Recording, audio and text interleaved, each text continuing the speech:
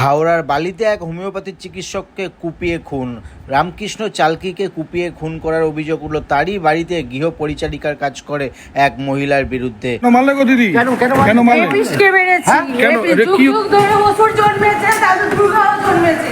সূত্রের খবর, এই মহিলার সঙ্গে অবৈধ সম্পর্ক হয়ে গিয়েছিল এবং মহিলাকে একের পর দিনের পর দিন ধর্ষণ করার অভিযোগ ওঠে এই ডাক্তারের বিরুদ্ধে।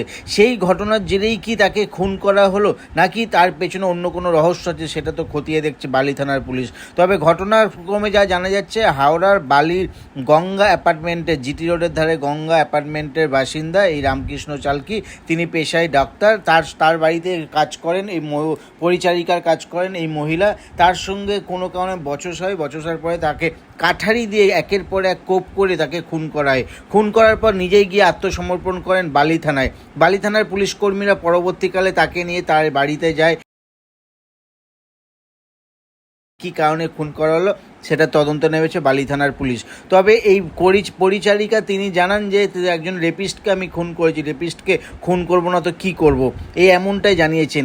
কি হয়েছিল পুরো ঘটনাটা দেখুন, এই মহিলা কি জানালেন সংবাদ মাধ্যমের মুখোমুখি হয়ে।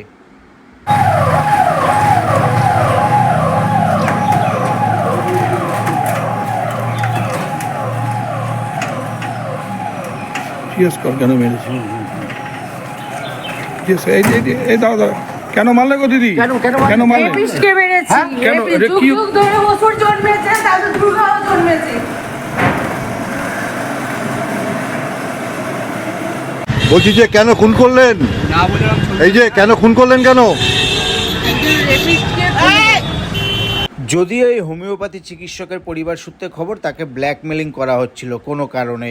এই দেহটিকে ময়না তদন্তের জন্য পোস্টমর্টেমে পাঠানো হয়েছে।